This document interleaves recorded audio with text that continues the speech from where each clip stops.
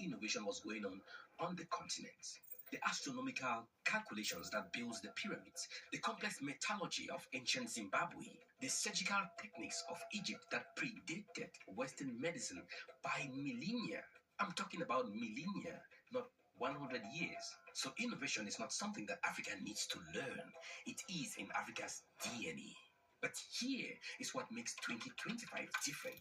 For the first time, we are seeing African innovations that don't just match, they are leapfrogging ahead, solving problems the so-called advanced economies haven't yet even begun to tackle.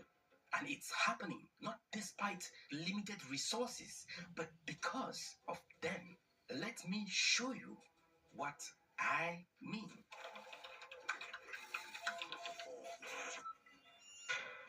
Imagine losing your arm in a country where prosthetics cost more than most people earn in a year. Now, imagine two local inventors looking at that problem and saying, we don't need millions of dollars, we need creativity. In Kikuyu, Kenya, David Gatto and Moses Kiuna didn't wait for foreign aid or multinational companies to solve this problem. They took action.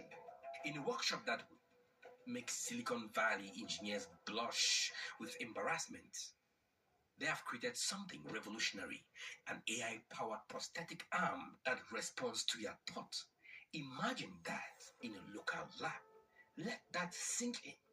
While companies like Neuralink are burning through billions to create brain-computer interfaces, two self-taught Kenyan inventors built a working prototype from electronic waste, discarded radios, old motherboards, and salvage circuits.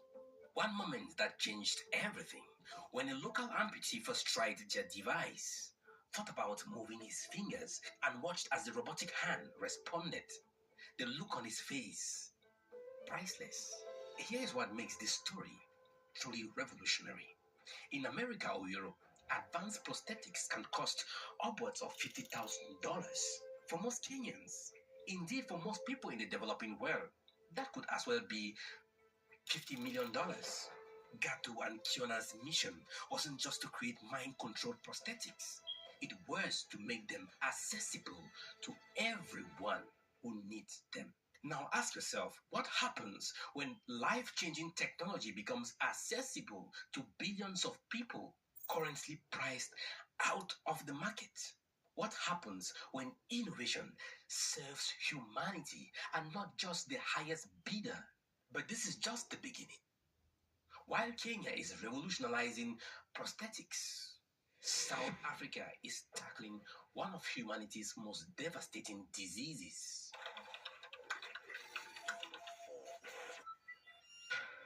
For 4 decades, an HIV diagnosis has meant one thing: a lifetime of medication. Despite billions spent on research, a cure has remained out of reach. Until now, in Durban, South Africa, a city that has been on the front lines of the HIV pandemic, Professor Tombi Dongo has done something extraordinary. Him and his team have conducted the first African-led HIV cure trial, with results that have sent shockwaves through medical establishments across the world. Their approach, instead of focusing solely on suppressing the virus with medication, they are teaching the immune system to control it naturally. The process combines early intervention with powerful immune boosting therapy. The goal is simple but ambitious: eliminate or reduce the hidden traces of HIV so the body can keep the virus in check without medication. The results? 20% of participants have remained off medication for over a year and a half with no detectable virus in their blood. Think about that. 1 in 5 patients potentially cured. For a continent where over 20 million people live with HIV, this is not just a medical breakthrough. It's a liberation.